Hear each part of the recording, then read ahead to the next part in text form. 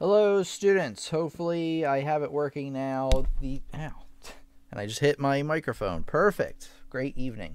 Anyway, the software had crashed on me, and then I had to reset it, and then I accidentally cleared. Anyway, I had to reset up the software again. So it looks like it's set up now, working okay. So I think we're ready to go. How's everybody doing? Glad to be with you this evening.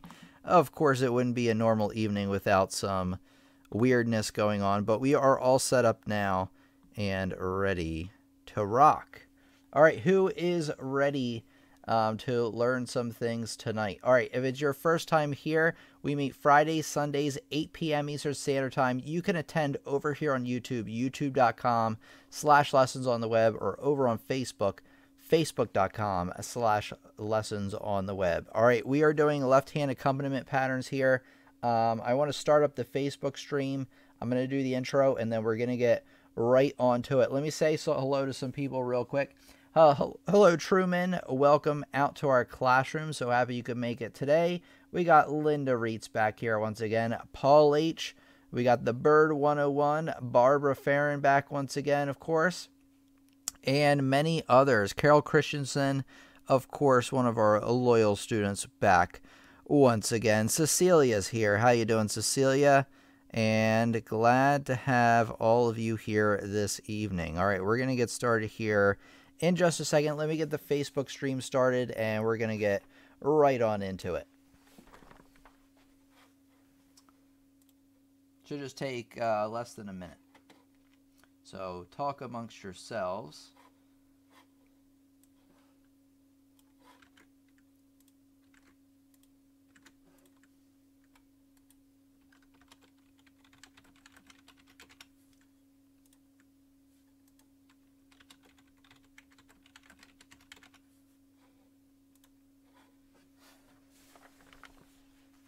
Hello, students, and welcome out to our class. Your piano teacher, Tim, here once again. We meet live Fridays and Sundays, 8 p.m. Eastern Standard Time, over on facebook.com/lessons on the web and youtube.com/lessons on the web. So if you are attending live tonight, thank you for coming. If you haven't attended live yet, why not? It's really awesome to have all of you here, being able to both teach you and communicate with you here live.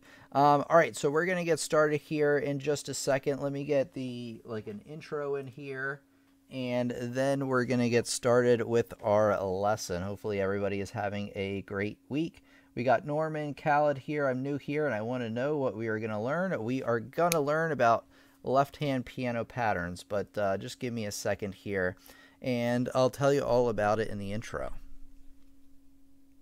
An accompaniment is a background pattern usually played with the left hand that accompanies the melody, usually played with the right hand, which helps solidify both the rhythm and the harmony of the pieces that you're playing. Today, I'm going to show you the most common types of left-hand accompaniment patterns. The first pattern that you should know about is...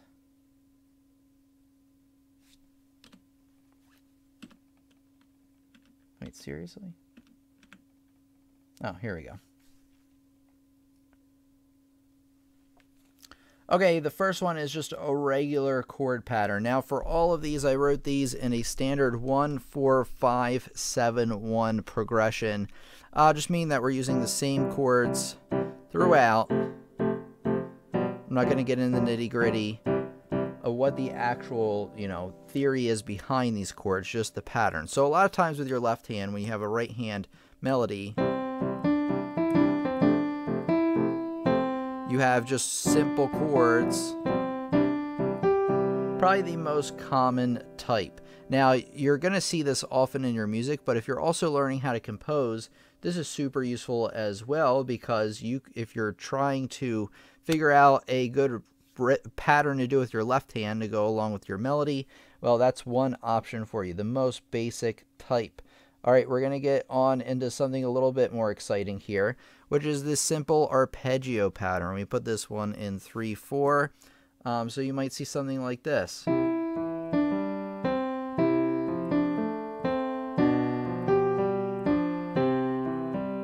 So I'm just going to play with the left hand first, or once. So I have the same notes. I'm just being played as an arpeggio. If you don't know, an arpeggio is instead of you playing the chord all at once, you're just playing it one note at a time. So you're going to see that one pretty often. Okay, building off of that is the extended arpeggio pattern. So I'm going to play the pattern first, and then I'm going to put in a melody over top so you can kind of get a feel for what it's going to be like. So here we go.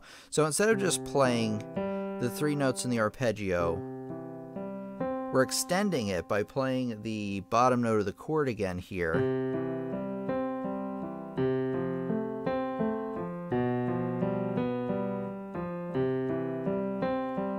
You'd see patterns like this, like in the song Hallelujah, that song a lot, and many, many others. So you will see this one quite often. So here we go. I'm going to put a melody to this, and we're going to see how it goes.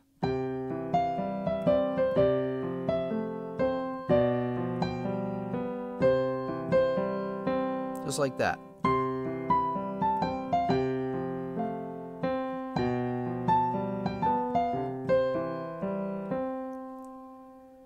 Okay, let's take a look at our next pattern here. Just building off of that. So an Alberti bass pattern is basically when you have an arpeggio pattern and then you repeat between the top note and the middle note, known as the 5th and the 3rd, like that. So chances are, if you play a lot of piano pieces, you've seen this one over and over again. And that's because the Alberti is very common, especially in classical and romantic music. Not so much Baroque, though. All right, here we go. So let me just play the pattern all the way through.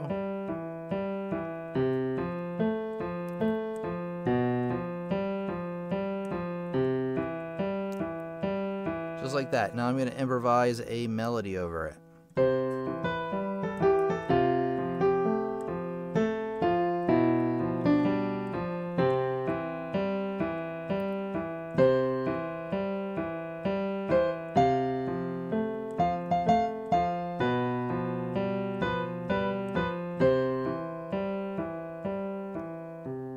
And there you go. So that is your, what is it called? Alberti bass.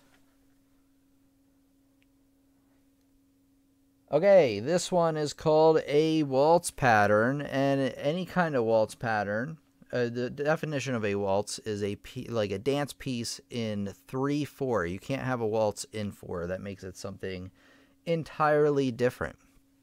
So here we go. So basically with a waltz pattern, what you're doing is you're playing the bottom note of the chord plus the other 2 notes together twice. You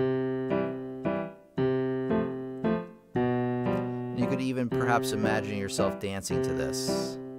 1, 2, 3, 1, 2, 3, just like that.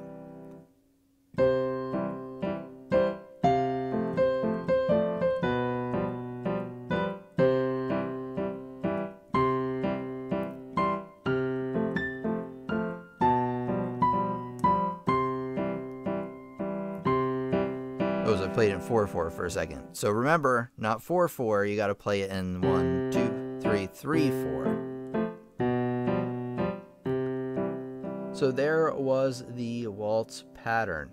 All right, let's get on to the next one, which actually that's it for today. That's really the most common types that you're going to find throughout when you play your pieces. You're going to find a regular chord pattern. You can find a simple arpeggio pattern. By the way, the chord pattern can be played in different rhythms as well. So if you're doing different styles of music, instead of playing them as straight quarter notes, you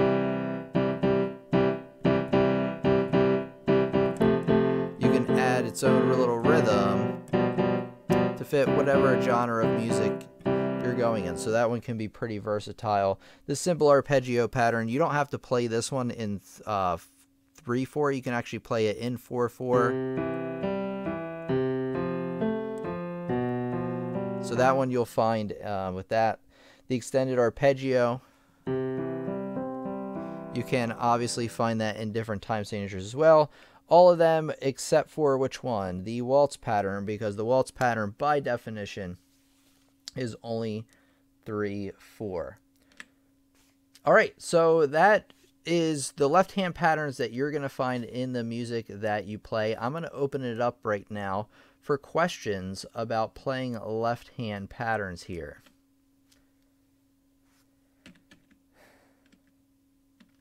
Really?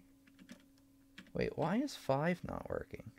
Man, we are just on fire today. I don't know what's happening here, guys. Either way, let's see what we got.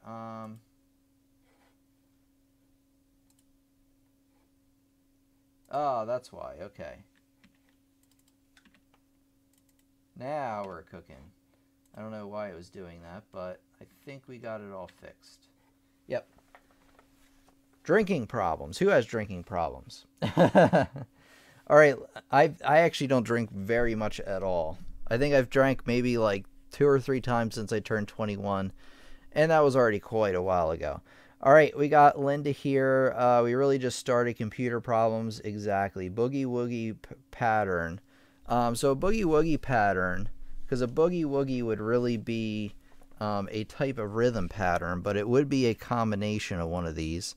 Let me find one for you.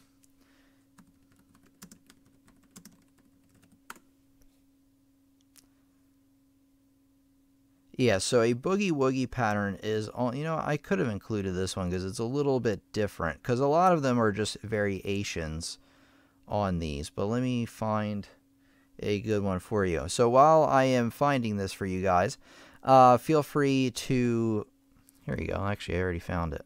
I think this works fine. Feel free to ask a question about what we're talking about tonight, or just in general would help. Okay. Here we go. So here's a Boogie Woogie pattern. It's really just kind of a walking bass line. So it's the, let me see if I can get it up here with what we're doing. So there you go. I think that's serviceable enough. Okay, so remember I was talking about the arpeggio pattern, right? All this is, the Boogie Woogie pattern, is you add in this scale note right above the 5th. This is actually more of a blues pattern. Let me see if I could find, because Boogie Woogie and blues are very close. Yeah, it's actually going to be the same left-hand pattern as before. Yeah, so Boogie Woogie, rock lick here. So this is actually the same kind of thing. So really, like I said, all you're doing is you're playing the arpeggio plus one note. And you move it up depending on what chord you are on. Let me see if I can sight read this. We're going to see how my sight reading is today.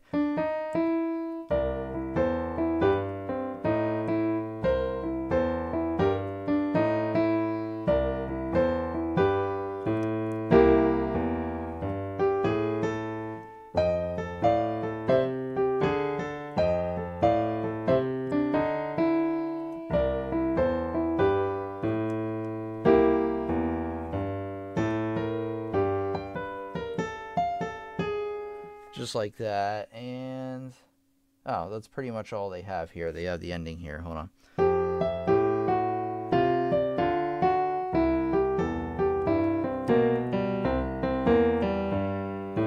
Just like that. So as you can see, it's just a walking bass pattern that you repeat over and over again. Okay, Adria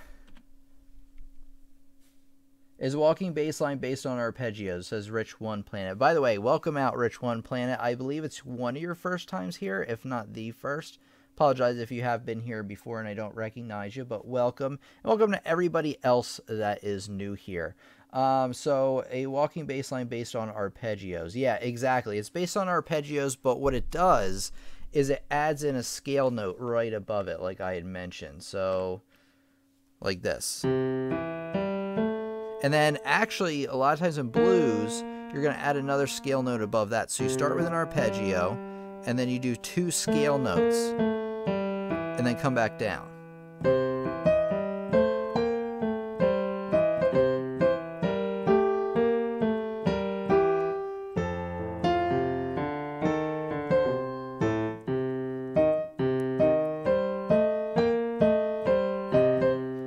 Just like that, doing a little improv there. Okay, Laredo says, one of the teachers I follow on YouTube says hand independence is a myth. I don't think so, unless they're trying to make some sort of overall point.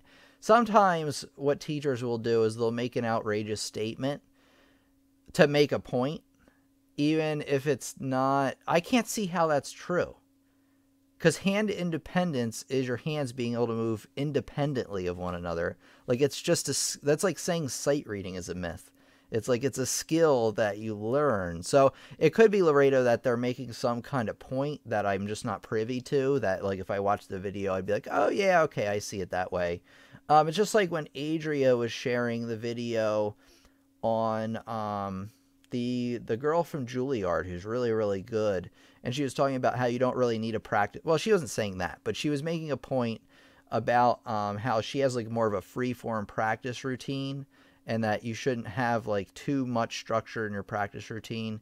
And I agreed and disagreed. I agree if you're like pretty far along in your studies that you can change it up quite a bit, and you know, it might work out for you really well. But if you're just starting out, you do want to make sure you're covering your bases. So like, I'd have to see the video to really get the entire context of what's going on with that. Yeah, Linda, I'm kind of confused by that as well. I'd have to watch the video. Barbara says, love that tune. Perfect. I guess it was the one I was playing. Sounded pretty cool. I liked it. Let's see. Neither do I. I tried when I turned 21. You're talking about drinking on Thanksgiving, but I had a nasty cold. Oh no. Felt like I had sand glued to my throat. Afterwards, I felt like I had wet sand glued to my throat. Ooh. I think it means you have 10 independent fingers. I saw the video a few years ago. Okay, I can kind of see that. So he is making some kind of overall point that there's no hand independence, that your fingers are working independently. If I'm getting that correct, that makes more sense to me. There's some kind of independence going on between both. Like I said, it's like telling me that reading music is a myth. Let's see here.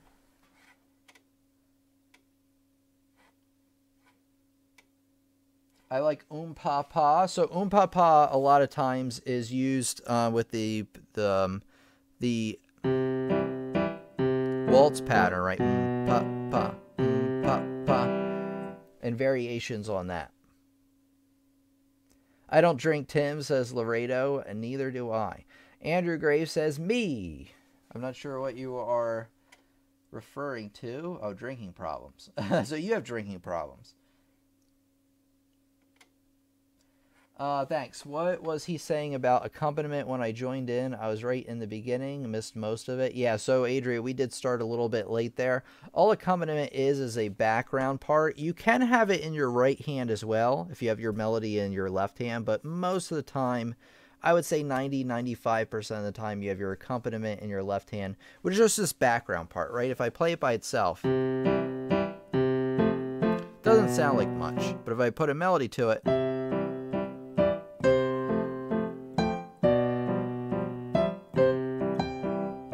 it sounds more like a complete piece. And that kind of helps create the rhythm for the piece, right? Since I have the 1, 2, 3, 1, 2, 3 right there. That way my melody can do different things.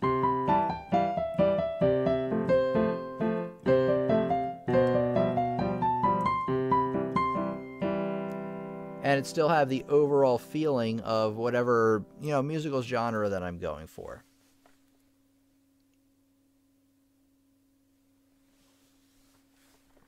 Abigail, you know what's funny about Abigail? Wait, is Abigail here? Abigail is here. Welcome, Northern. You will learn for Tim's teaching. Welcome back out, Abigail. You know what's funny about Abigail and Adria is every once in a while I'll read a comment from them, either in the chat here on like Facebook or something, and I'll mistake it for the other one, like just for like a minute or for a second, and be like, oh yeah, no, that's Adria, not Abigail, or no, that's Abigail, and not Adria.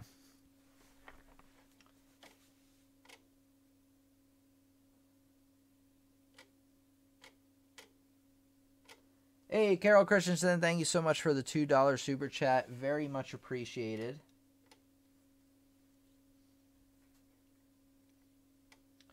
Okay, yeah, Tiffany Poon. She was talking that she doesn't have a routine because it would feel more like a robot. She is a graduate of Juilliard, yeah. She definitely has more flexibility. Now, that doesn't mean that you as a beginner can't experiment with that a little bit. In fact, I do recommend changing up your practice routine a little bit over time. Like, not always start with the first, like, one thing. Just change up those things. Make sure you're covering all your bases, though, especially as a beginner. Hey, we got Truman Fink. Truman Fink, thank you so much for the $5 super chat. Very much appreciated. Thank you for supporting our channel. Adria says, yeah, we share the same last name. Yeah, exactly. I've gotten confused over it, for sure. He says we should see ourselves as having 10 fingers instead of 5 fingers on each hand, says Laredo. Okay, so they're all acting independently of one another. Okay, so I see the point now. I get it. At first, my brain was sizzling there for a minute.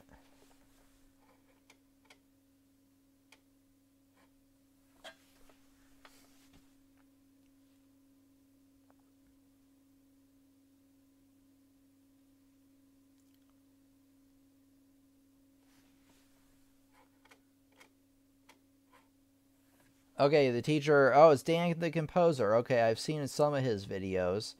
Not recently, though, like years and years ago. Basically, like when I was first starting out, I think Dan's still around, but I think. But he was like pretty early on, like with Leiper. Leiper was like first, way first. I think he is the first, if I am not mistaken. At least he was the first bigger piano YouTube channel. Now there's quite a few of us, which is great. Okay, you know what I'm going to do is I'm going to look through my selection of music here, and I'm going to play, if I can, some of these left-hand patterns in the context of a real piece. But it depends if I have the pieces saved on my computer here or if they are on my hard drive upstairs. All right, hold on. Let me check.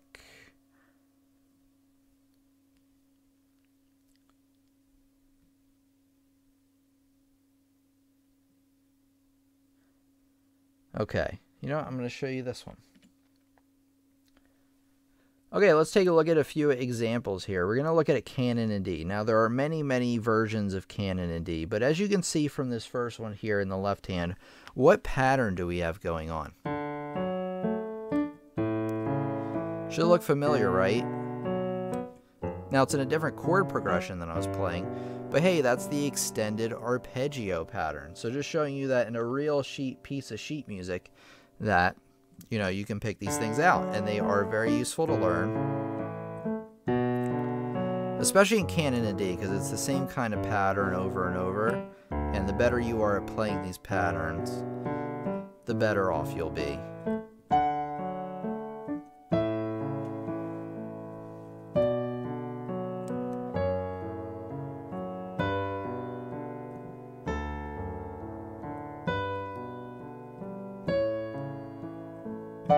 Alright, I think you get the idea because it just repeats over and over again. Okay, let's take a look here. Dan the Automator. Okay, let's take a look. Alright, let me try to find another example for you, see if I can find another pattern that we talked about today.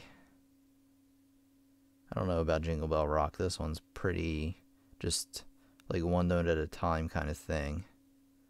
It's not really a pattern. Oh yeah, I remember that. All the stars. Okay.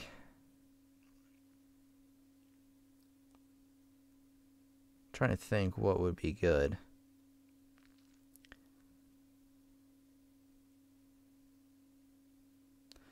Yeah, this one's more like standard chords. Still a good example, though. All right, we're going to take a look at Beethoven Sonata. Beethoven Sonata.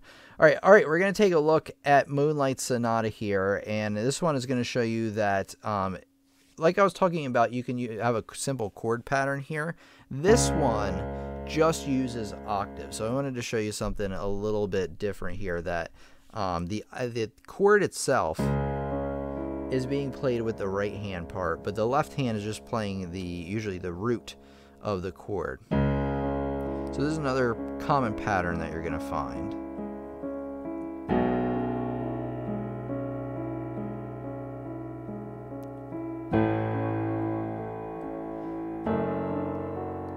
So learning how to play your octaves is very important as well. Let me look through some other songs and show you what some patterns that you'll find, either the ones we've talked about, or maybe something a little bit different.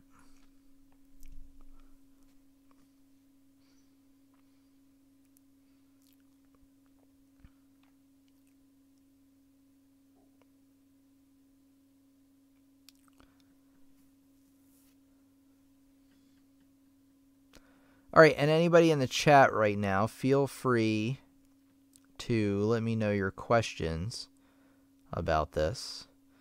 Oh, is this kind of a Alberti bass kind of thing? Sort of. Nah, that one's not Alberti bass. See, a lot of Bach, for your information, doesn't have an accompaniment pattern to it in a lot of places. Some places it does, and that's because Bach uses something called counterpoint, where it's not an accompaniment style. It's really multiple lines of music going on at once. So I actually don't think that that example is going to be any good. Here's a good one.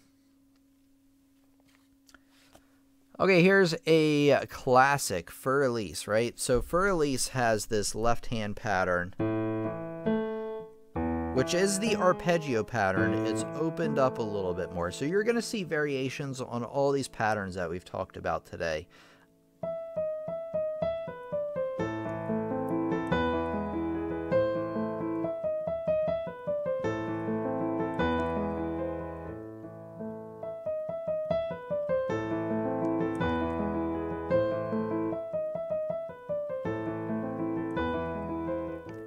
Okay, I think you get the idea, but let me scroll down because there is another section here.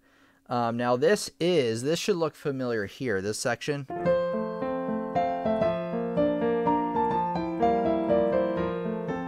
Now, what am I doing with my left hand? Well, that part kind of breaks the mold a little bit, but this right here, we talked about this today. What is it called? It's called an Alberti bass, where you play the notes of the chord and then you alternate between that top note and the middle note there. Just like that. So as you can see, that this piece actually has a bunch of them all in one. See, I told you you're going to find these in real pieces. There's one I want to talk about here that I didn't have quite listed because I didn't know whether if it really counts or not, but I guess it does. This is what we call a droning pattern here in this section here.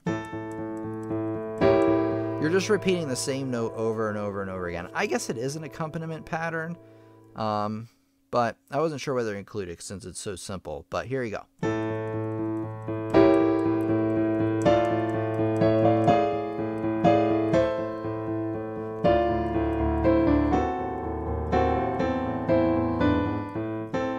Just like that. And then I think that does it, because once you get there, oh, you have simple chords here. So this Für Elise is a great example since it has like all of them. So I'm just playing chords there, and then when I get back here, I'm playing the open arpeggios again until the end.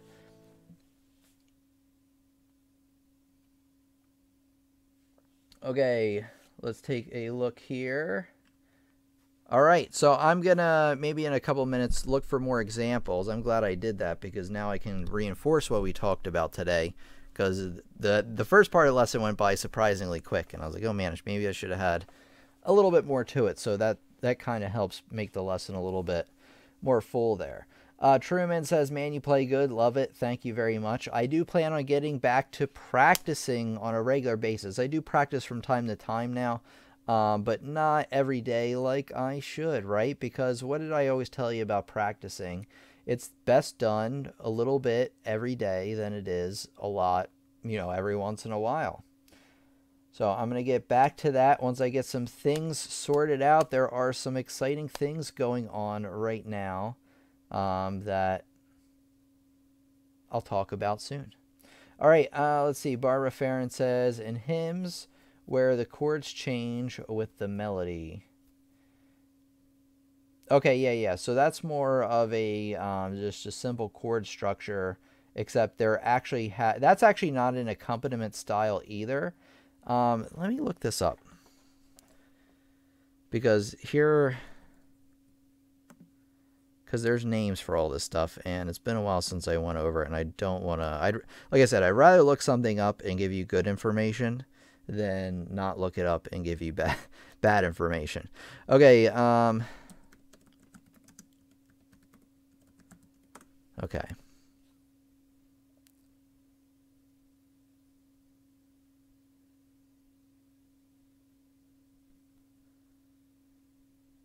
No, this is a bad website. All right, let me see. So just give me a second here. Texture, here we go.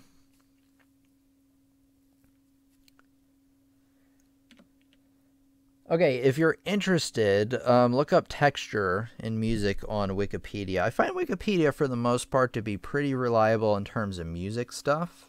Now, obviously, you want to be careful, but I really have never found anything music-related that's been just completely incorrect on Wikipedia.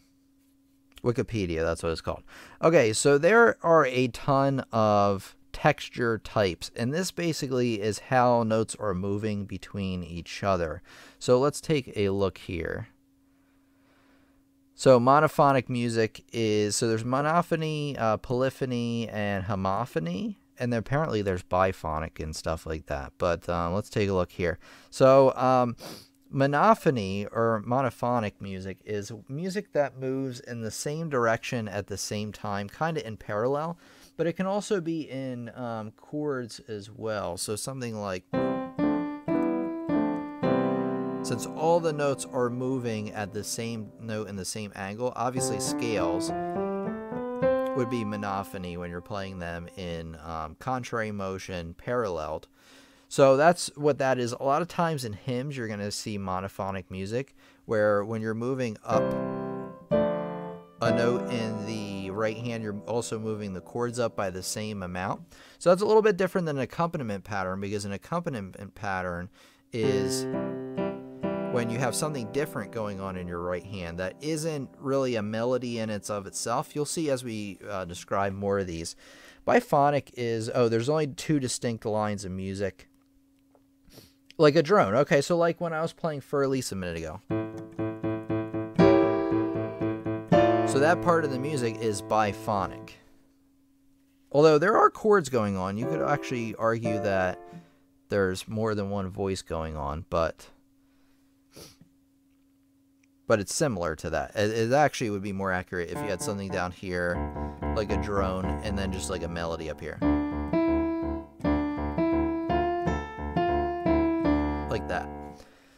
Okay, polyphonic music is something like you would find in Bach.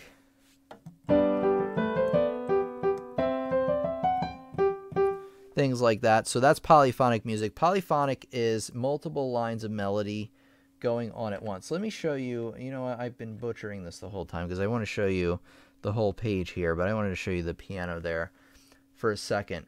But what polyphony is it's multiple lines of melody going on at once. So as you can see from this picture here, that you have an E up here, just the top line of music reading from left to right. In fact, let me see if I don't think I can.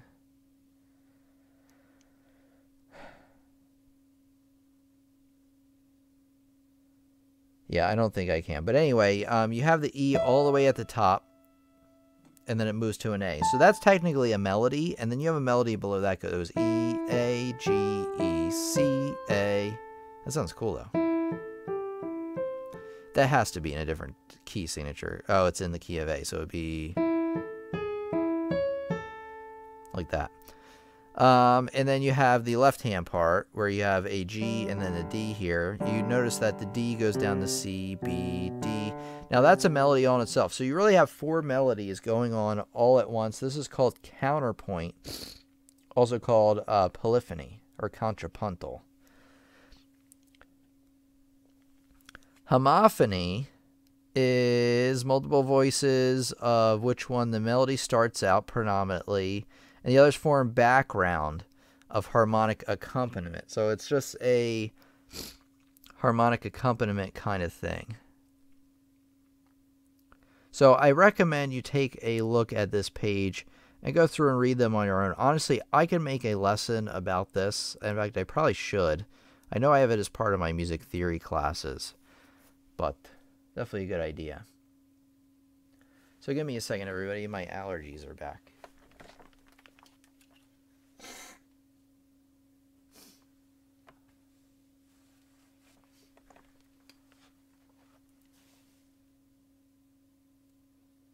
Okay, GM tracks. Wait, hold on. I missed somebody. Do you, in all caps, do you have videos on how to read music? Yeah, the answer is yes. Let me show you where they are, right? So let me get over here, bring us to the good old piano lessons on the web YouTube.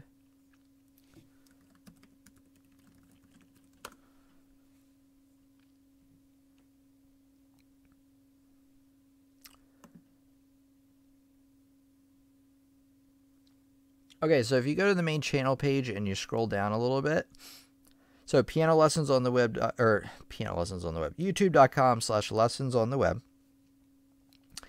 and scroll down to where it says how to read music, and then watch all of these videos.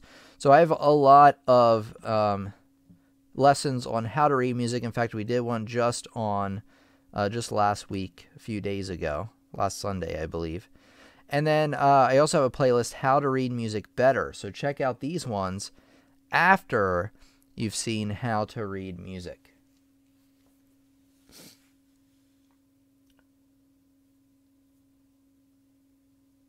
Okay, Gary Cook says, Fireflower, we started late, so you only missed half an hour. Okay, Fireflower's here, everybody. Thanks for coming, Fireflower. Great to have you. Adrian says, I used to follow other piano channels, but didn't find them helpful. I think I might have come across this channel before, but brush it off as one of those channels. Funny, it came back and bit me. Awesome.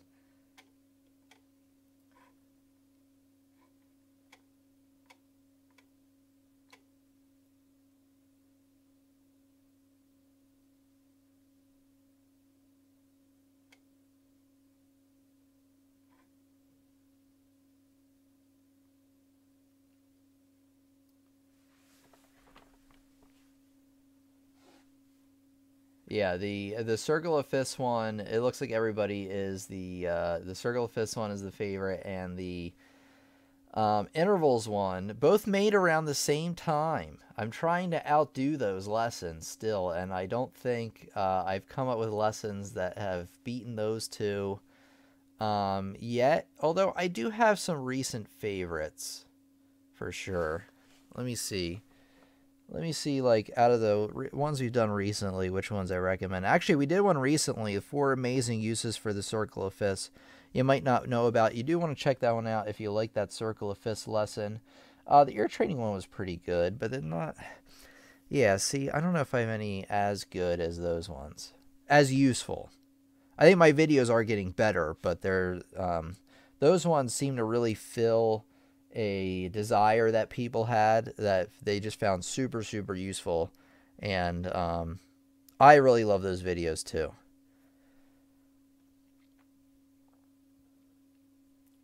Tips for adult piano students. I really like that one. That one was a good one from recently. All the piano chords you should know. You should check that one out, by the way. Oh, wait, you're not even seeing what I'm seeing. I'm an idiot. Anyway, all the piano chords you should know. I like that one. Easily fixable problems that will destroy your piano playing. You should check out that one for sure. And powering up your piano sight reading was also pretty good, I think. Out of the lessons we've had recently, and the tips for adult piano students. Okay, let's see what we got here. Hold on a second. Gary Cook says the interval one was an eye-opener for me. You know, I'm going to have to try to see if I can... Sorry, everybody, my allergies got me. I'm going to have to see if I can find something, you know, come with something that useful again. I'm sure I will someday. I have some new series coming out. I don't want to tell you a whole lot about it yet. But there's actually a lot of new and exciting stuff coming. I'm going to... different types of videos that you're going to find helpful in different ways, rather than just like how to play this on piano, how to play this on piano, how to play this on piano, which seems to be like pretty much all my videos. So I'm going to be trying some different things in the next couple of months, especially into the fall in the new year. Abigail says, I subscribed, and I hope you all have. I hope you all have too. Tim, you missed my previous question. Okay, let me see what I got.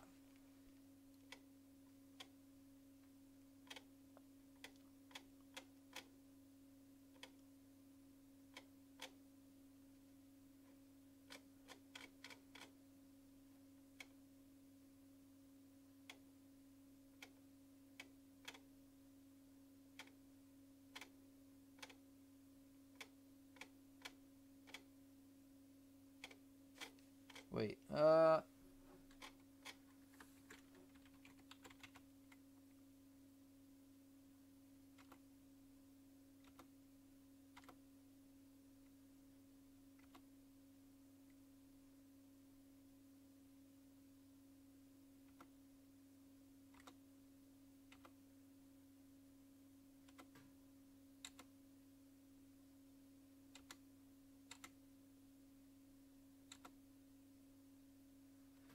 okay. Oh, I just love Canon D. Which one should ideally come first, chords or melodies? You mean which ones should you practice first? That's a tough one. They're both pretty important.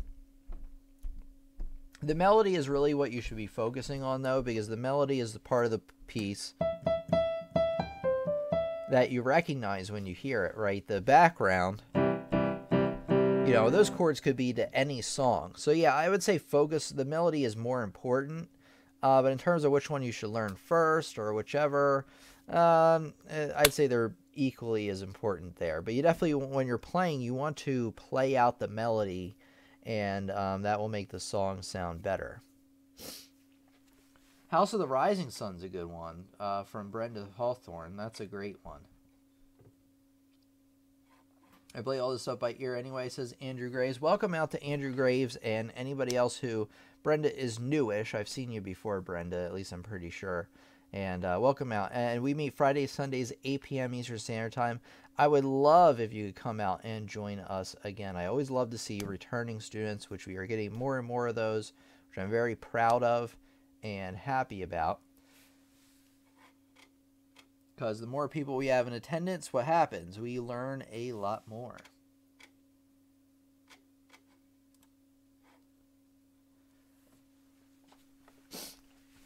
Okay. Carol, I agree. I was an eye-opener in so much sense. I couldn't believe I never learned that before. Any news on the house? Yes, I am buying a house. It's official. I picked one out that I really liked. There was one before that I really liked. There was a couple things, now looking back on it, I didn't like as much, but that one fell through anyway. Like it was just barely big enough for what I needed. This one's a little bit bigger, but it's still like just it's perfect. It really is. Now it needs some things, some basic things done to it. All of them are cosmetic problems, so there's no... As far as I know, no structural issues. We're getting it inspected soon, so we'll find out if anything real crazy is wrong with it. But it doesn't look like it. The house looks like it's in pretty good shape. It's only had one owner the entire time. I unfortunately believe they passed away because it's an estate, So I think the kids are selling it. So I think that's what happened there, if I'm not mistaken. And I really liked it. I was actually a lot more impressed with it than I thought I was going to be looking at the pictures. And I decided to go for it because it met all the needs that I had. And actually it's great because there's a room that I can fit all my exercise equipment in, because I have a treadmill, I have weights, all that stuff. And that's really important to me. Health is really important to me, not just because my mom passed away from cancer, but just in general. Like it always has been since, well, I gained weight again in college, but I was overweight as a kid. And in 8th grade, I think I weighed 182 pounds. And then in 9th grade, by the beginning of 9th grade, I think I weighed like 130 pounds. So I lost a ton of weight. I did gain some of it back through the years, but then I lost it again. And now I'm like at a pretty healthy weight. I actually don't know exactly what I weigh, but it's probably a little bit north of 150, maybe 160, which isn't too bad for my height. I also have more muscle than I used to, so, and I'm feeling pretty good. Of course, could always be in better shape, which I hope to do over time. But yeah, I'm really happy to be buying this house, and I'm really excited with what I'm going to be able to do with the channel now that I'm going to have a place of my own and a nicer environment to work in that isn't down in a basement, which gives me allergy problems. And Gary just happened to say, like, right at the same time, Tim, and you can get out of the basement and your allergy problems might get better. Yeah, they should. I've been looking online. There are filters you can put in your room as well, like HEPA filters. And apparently that really helps people with allergies. And actually, I used to think they were really expensive, but it looks like they've come down in price. So I'm definitely going to get one for the office, probably even my bedroom as well. So I'm really excited about this. We settle in a little bit less than a month, and then I predict that it will take another month because I have to paint the walls. The walls need to be painted. I need to get the carpet replaced. I don't absolutely have to get the carpet replaced, but it is like buckling in some areas, so I'm just figuring, I'm just going to put a new flooring in there. I do have some extra money for that, luckily. So that should work out. And then, like, everything else that's wrong with the house is just outdated, like some of the stuff. So very cosmetic issues, nothing like real crazy, which is great because that's, kind of what you want, especially for a first house. Yay, congratulations, Tim. I hope everything goes smoothly. I hope so, too. We need a housewarming party for Tim when he closes escrow. Exactly. So everything's good so far. Like I said, though, once the inspections get through and hopefully there's no problems there, or if there are problems, the seller will pay for them. I'd be really surprised because walking through the house, I don't see any indication that there's any problem with the foundation, but I'm not an inspector, so I really don't know. We did a termite inspection the other day, and there were no termites or evidence of that ever being in the house, so that's good news. Thanks, Tim. Really helpful, says Paul. You're very welcome, Paul. Good night, Tim, says the bird. Thanks for the lesson. All right, you're very welcome. Yeah, we will be ending soon.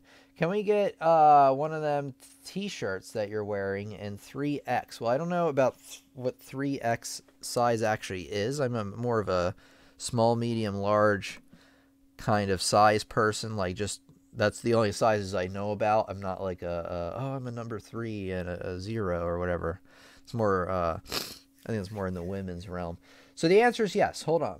Let me get you a link. I'm going to get everybody a link. Oh, I forgot to mention. All right, let me blow my nose again. I apologize.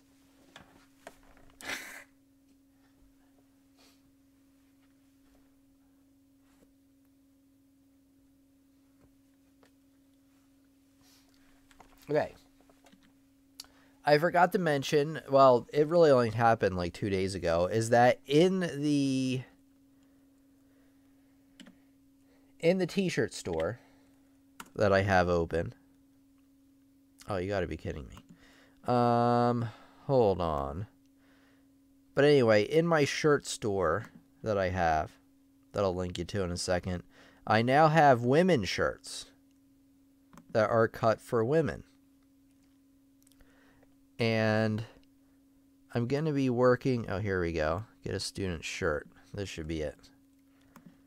So I'm almost there. Hey, thank you so much, Gary, for the $10 super chat. Thank you so much, Gary. Here we go. Yeah, this is perfect. Yeah. All right, great. Now we're cooking.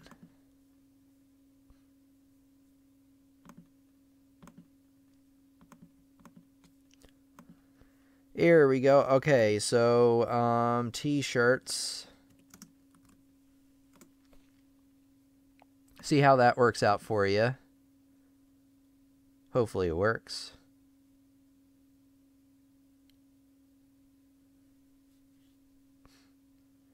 Oh, I didn't get the house yet, but I'm like on my way there. So long as there's nothing like crazy that happens, or there's nothing crazy wrong with the house, yeah, I'm buying it. I'm just making sure our link works that I sent you. It should. Okay, it looks pretty good. Okay. Thank you. Yeah, thank you so much again, Gary.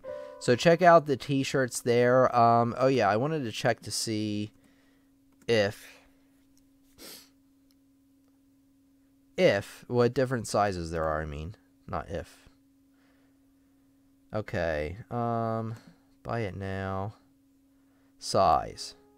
Okay, we have small, medium, large. You can get an extra large, 2XL, 3XL. So maybe that's what you meant by 3X. And extra small.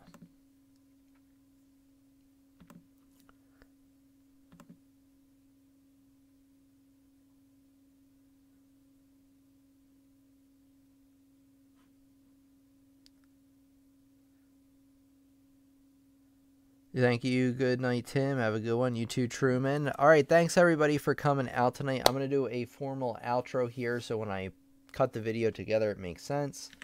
And like I said, I'm looking forward to having the studio because that will make... I believe it'll make the allergies better to some degree. It also makes some annoyances easier. Like, for instance, it'll just be a cleaner place to work. I'm going to... Before I move, I'm going to make a video of what the... studio right now looks like without the backdrop and everything, and you're gonna be surprised. You're like, I cannot believe that this is what we've been working with the last 5 years or so running this channel. Carol's got to run. All right, Carol, have a great night. They fit really well, says Linda. Thank you very much, Linda. Linda does have one. That's her Facebook profile picture. All right, here we go. I'm going to make up a outro. Let me think where I want to take everybody.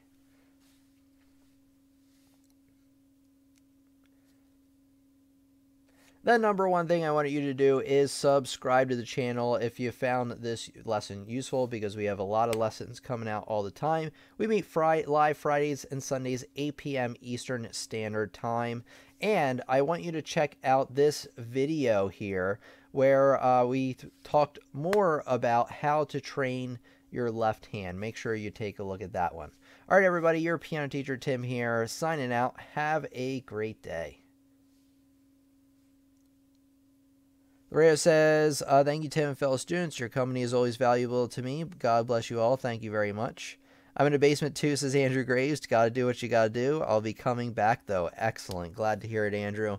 Hope you enjoyed tonight's lesson, and I hope to see you all soon. Thanks, everybody, for the super chats and just being a great part of our community. In general, Bernadine McQuitter says bye to all. Bye-bye. Thank you again for your time. Let's say... Wait, let me see.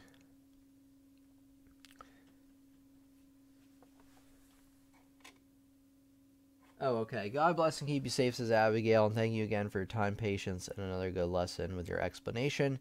You're very welcome. Adria says, congrats, Tim. Thank you very much. I just sent him something, maybe some nice original artwork. Ooh, that would be awesome. I would definitely have that. I'm definitely thinking, I'm beginning to think, now obviously a lot of this will happen after I buy the house, because I don't want to start buying all this stuff yet, because I want to, first of all, make sure I'm not spending too much money, but I'm going to have a different backdrop is really where I was going with this, instead of just this red thing. I'm looking to create an interesting backdrop with like actual things behind me, things that represent the channel. So if you send me some artwork, I could very well hang it somewhere or put it on a shelf or something, as part of the showcase of the channel. So I'm kind of brainstorming right now on like how to set that up well. All right, thanks again for the lesson, Tim, says Fireflower. You're very welcome. Take care, says Andrew. Thank you very much. Bye, Laredo. Have a great evening. And everybody else, thanks for coming out. I had a lot of fun. I hope you did too. And I'll see you on Sunday for the next lesson. Seeing if and I apologize if I missed anybody, but I think I got to everybody. All right, everybody, have a great night.